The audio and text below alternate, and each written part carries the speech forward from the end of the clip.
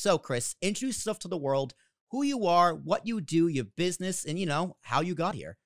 Yeah, well, it's an interesting story. I mean, as a graduate of the University of Minnesota Golden Gophers, I studied, I have a dual degree in agricultural business and econ. So I keep telling people, I studied college on how to count cows, but it was probably some of the best education I got because back in the early 80s, people were really kind of struggling with very similar economic situations that we had now. And so what ended up happening is I got literally a job as a traveling salesman for 2 years. I was on the road 50,000 miles a year working for a company out of Boston. And, back at that time, they were looking for salespeople that A, could make a presentation and B, had some technical knowledge. Well, finally I was like, I got to get off the road. And there was really what was going on in the investment arena at that time is you had all the big brokerage firms trying to figure out how to gather assets and hire advisors. And I happened to, and just to show you, throw back a name, E.F. Hutton. We had a small E.F. Hutton office in Allentown, Pennsylvania. I remember talking to the branch manager, and he was like, well, they were struggling because they were getting away from people that had super, finance backgrounds. In fact, I'll never forget, when I started, there was another gentleman, he was a Wharton MBA, and he'd call up and he'd be like, my name is Joe Smith, and I'm a Wharton MBA, and everybody would hang up on him at the time. And so, I ended up having that right amount of technical expertise, being able to be, understand what the investment markets are, but then also be able to make a presentation to people as well.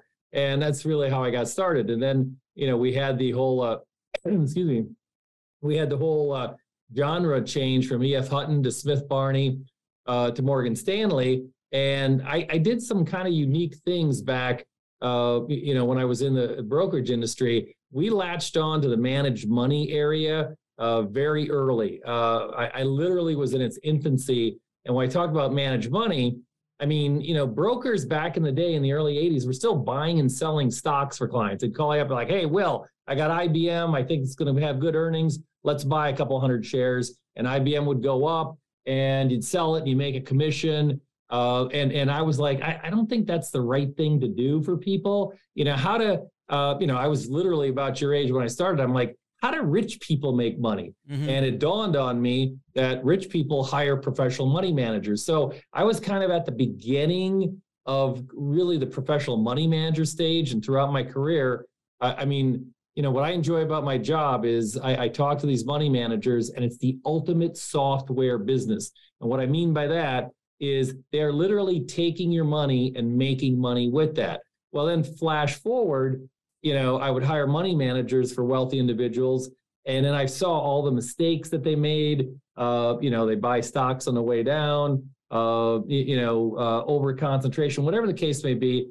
And then finally, when we decided to become what's called a registered investment advisor, we were doing money management for clients ourselves. So we have a couple of products that we have, but we still use a lot of third-party managers too. And the RIA, or the registered investment advisor space, was the perfect fit for us. I mean, really, registered investment advisors were the first money managers that were out there. Well, now in the last 15 years, they are advisors that have left the wirehouse who now manage their clients' assets. So it's been a really exciting journey. And now with all the different products out there, obviously cryptocurrencies, et cetera, we'll see where it goes in the future. So, right. And you started the business with your wife, correct? So in Pennsylvania.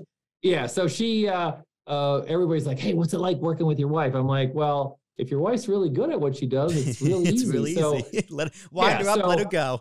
Right. So I'm the front of the house. She's the back of the house. Mm-hmm. She's got 20, she doesn't like me to say this, but she has like 22 years of experience. So she started right out of college, and she worked in all the operational aspects of the investment business. So it was a very natural fit, for us to open our own shop.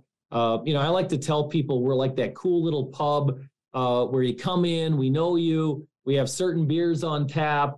You can only get those beers here. And we know your kids and et cetera. And that really resonates with people. People like to deal with people that hopefully know what they're talking about and can get things done.